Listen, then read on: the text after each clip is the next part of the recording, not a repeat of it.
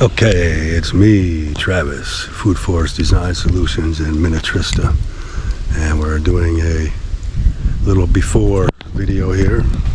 I'm actually in the process of finishing up this design for this property, so I'm just out here taking some last minute measurements to make sure I'm accurate, and kind of, now that I've been designing it and in my head, now I can see the ground, see the land, and get a better picture in my head of what I'm going to be putting in the finished design.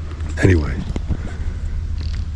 I'm just talking. I don't know if I'm posting this to YouTube or anything, but this is the process I do and go through when I'm doing a design or an install, because once I get the install, I mean, obviously I'm out here, I'm getting all the measurements now, so I have them. But sometimes I get the design already finished and I will have to go to a property that I've never seen before. So I have to go get my own measurements because all I have is a blueprint. So I actually need to be on site to see what I'm going to be doing, so I can make sure when I order everything and everything lays out right, everything goes where it's supposed to, and all the measurements are correct. Because obviously a blueprint is not scale.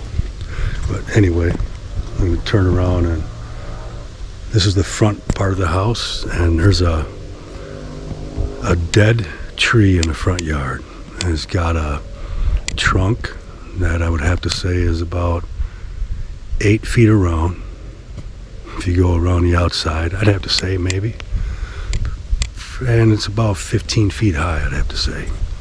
But that is going to be a pollinator, insect attractor garden right around this as a centerpiece. And I'm also going to add some climbing roses in the middle. The climbing roses are going to use this tree trunk as a trellis, and climbing roses are awesome, and they're edible. So you can eat them, you can use them in essential oils, you can make perfumes, you can do whatever, you can make soaps, all that type of stuff with these rose petals and the roses and stuff. But I'm going to turn you around, and like I said, this is for my own documentation, so when I go home and finish this design tonight, or this afternoon and tonight, I know exactly what I'm looking at now. It's all coming together in my head now, because I've been looking at a computer screen for the past 4 days, and I have Google Earth images, so I get measurements from that. But I want to be out here to make perfectly sure. That's the type of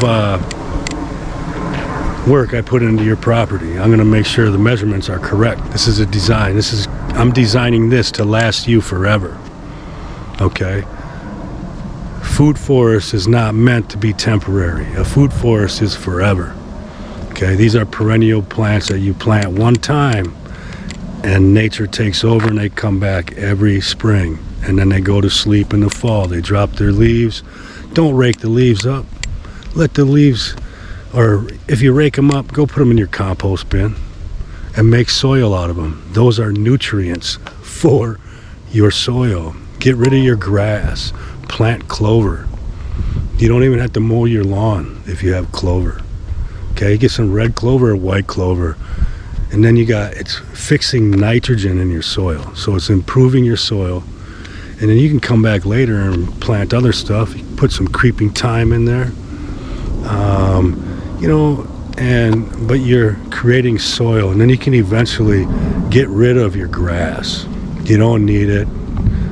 It doesn't serve a purpose other than erosion, and it's green.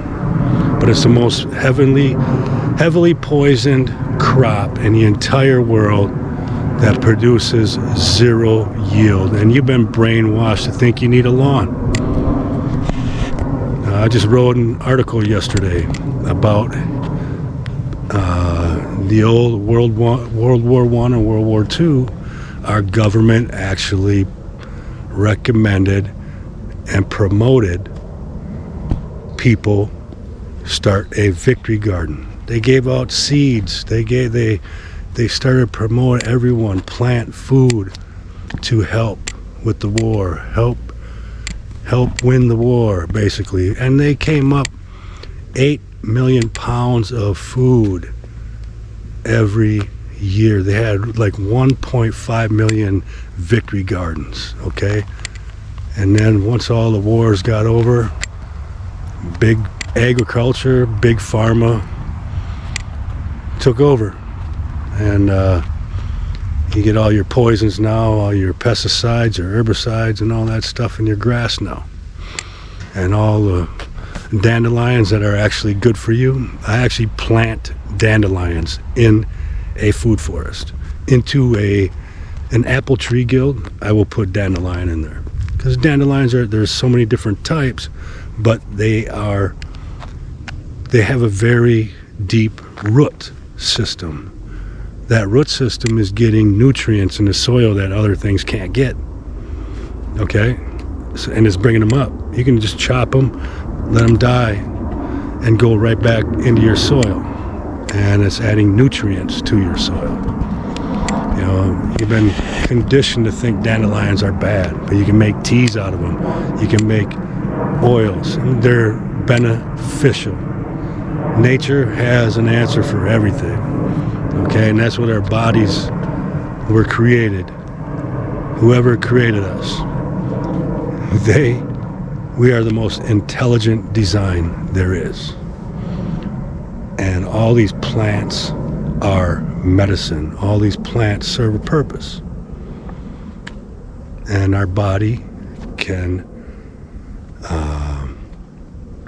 what's the word I'm looking for? Digest them properly without these fake chemicals getting in the way. And that's why you have sickness, because your body cannot process processed and ultra-processed food. It's not made, it's foreign to your body. Okay? 50 years ago, that stuff did not exist. Now, there's so many new chemicals in our food, there's no studies on them, and there's no regulation, because our food industry owns all our politicians, and they have lobbyists, and they're the ones making all the laws, so they can put whatever they want in the food because they want to make money. And who do you think they target? Kids. Because parents are going to go buy it and shove it in their kids' face because it shuts their kids up, right? It's comfort food. But look at that, look at how sick all our kids are now because of all the food they've been eating for the past 20 years. I've watched it. My kids grew up. When my kids grew up, they didn't eat that way. I didn't let them. My kids are nowhere near like any of their friends. They're monsters. And they work out in the gym every day. They're healthy. And they eat healthy. They take care of their bodies. And it's amazing. My kids never got sick. I never had any bills for any hospital stuff or anything like that. We had a couple broken bones here and there from sports, but never, ever did they get sick. Ever. And there's a reason for that, but I'm not going to say. Because a lot of people will not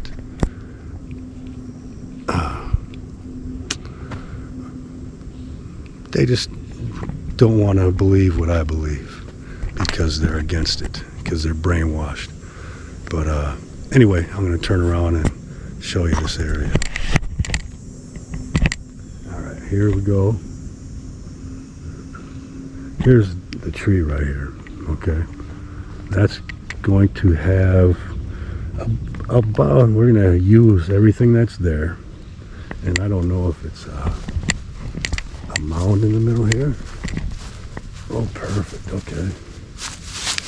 Alright, just going to use, it's all mounted up, so just going to extend that out maybe about 5 more feet. Dang, there's some big flies out here. Extend it out about 5 more feet, a circle around it, and then use that slope. Wow, that's going to work out better than I thought. So we're going to have our vining plants going up the trunk there. But since we have that slope, the water is going to flow down that slope. So I'm going to be putting some herbs, perennial herbs, around the bottom of this tree besides the vines. And now I can put the herbs that they like a lot of sun, so they'll be at the top of this slope, so they're going to get all the sun, but they don't particularly need to be water. They like a well draining soil. They like the soil to dry out in between waters. So we'll put those at the top, and then as we get further down the slope, we will plant the other stuff that likes the water and needs more, because that's gonna, this whole area here, once I get it all mulched up, because basically I'm doing a hugelkultur around this tree. And what's gonna happen is over the first year or so, it's going to act as a sponge, and it's going to soak up water from the environment. Every time it rains, it's going to hold water, and basically it only is going to release water when it gets too full, and it has to. Otherwise, it's going to retain water in there. So all these plants are going to be growing together, and a hugelkultur style bed retains moisture and has a lot of nutrients because it's creating soil. It's got a lot of beneficial nutrients and minerals and all types of good stuff in there, the biome and stuff like that, and flora and fauna. But that's what we're going to do here. And then probably going to put two cherry trees out here. And obviously cherry trees, you got to have, well, if you do a sour cherry, you only need one. But I would still like to do a pair of cherry trees out here, and also a pecan tree. And maybe a black walnut, but it's a big tree. But I could see a spot for it right in the middle here. It'll get plenty of sun, and then it will actually be, eventually it'll be taller than these trees here. And the pecan tree can grow in the understory of that black walnut tree and be no issues. And the cherry trees will be in the understory of the walnut tree also. But that's just how things are going to work. That's this area, so now I'm going to go in the back. But just trying to think if I had enough room. And my cherry tree guild is going to be 12-foot diameter. So 12-foot circle, 12-foot circle. And then the pecan tree and black walnut, they will, maybe I'll even do a hazelnut out here, I don't know. But they only need about a few feet around each side, because they're going to be the size of tree they are right now. But as they get larger, add more mulch to the base of that tree, and that will retain retain moisture, and make sure those roots stay nice and watered. And so basically when it's hot out like it is today, there's still going to be moisture in that mulch, in that soil for these trees. So when we design a food forest, we're designing a drought tolerant system, like this hugelkultur bed that's going to be around the base of this tree. It's going to have so much water in it. Like I said, it acts like a sponge and soaks up all that water and charges up and releases water as it's needed. So when you go through droughts with days with not a lot of rain, all those plants are going to be perfectly fine. Just like If you have stuff out on your patio, if you have a drip tray underneath your pots, you can overfill them and make sure those are full of water on the bottom, and they will bottom feed. And if you notice, they're just fine. If you don't water from the top, they're getting water from the bottom in their roots. But anyway, that's this one. We're going in the backyard now.